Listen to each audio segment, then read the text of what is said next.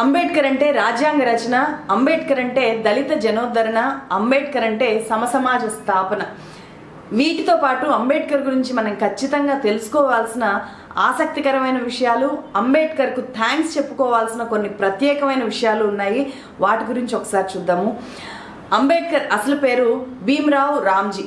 School రికార్డుల్లో ఆయన సొంతూరు అంబవాడాను కలిపి అంబవాడేకర్ అని చెప్పి ఆయన తండ్రి రాయించారు. బాల అంబేద్కర్ అంటే ఆ స్కూల్లో పనిచేసే ఒక బ్రాహ్మణ టీచర్, పేరు మహదేవ్ అంబేద్కర్.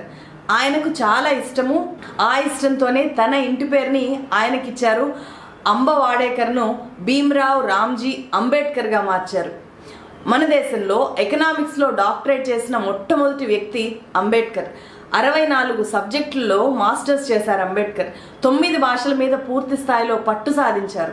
1,00,000 చెరువులు మన దేశంలో ఉన్న దళితులు ఒక్క చెరువులో కూడా ఎందుకు నీళ్లు తాగలేకపోతున్నారు అని క్వశ్చన్ చేస్తూ అంబేద్కర్ సత్యాగ్రహం చేశారు. ప్రపంచంలో ఉండే అన్ని మతాలను 21 ఏళ్ల పాటు అధ్యయనం చేశారు. మన దేశంలో ఉండే కుల వ్యవస్థే అన్ని సమస్యలకు మూలం అని చెప్పి గ్రహించారు.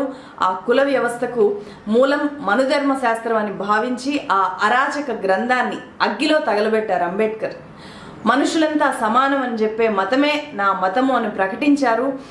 అలా సమానత్వ సిద్ధాంతాల మీద ఏర్పడ్డ బౌద్ధిజాన్ని స్వీకరించారు. జాతి కావాలా దేశం కావాలా అన్న పోటీ వస్తే దేశం వైపే నేను మొగ్గు చూపుతాను అని చెప్పి సగర్వంగా ప్రకటించారు అంబేద్కర్.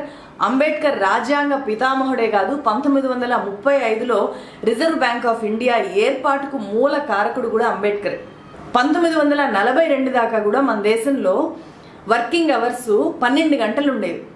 కానీ అంబేద్కర్ వాటిని 8 గంటలుగా మార్చారు. అందుకు మనం అంతా థ్యాంక్స్ చెప్పుకోవాలి.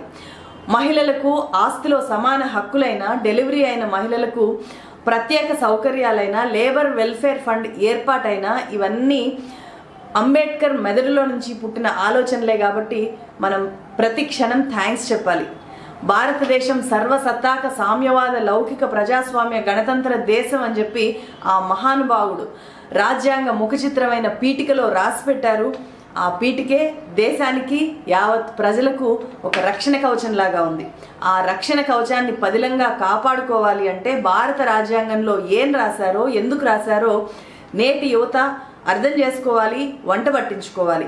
మనం భగవద్గీత, బైబిల్, ఖురాన్ లాంటి మత గ్రంథాలను చదవకపోతే వచ్చే నష్టం ఏమీ లేదు. కానీ రాజ్యాంగాన్ని చదవకపోతే, పాలకుల తీరుతెన్నుల్ని రాజ్యాంగం కోణంలో నుంచి చూడకపోతే జరిగే నష్టం మాత్రం అపారం.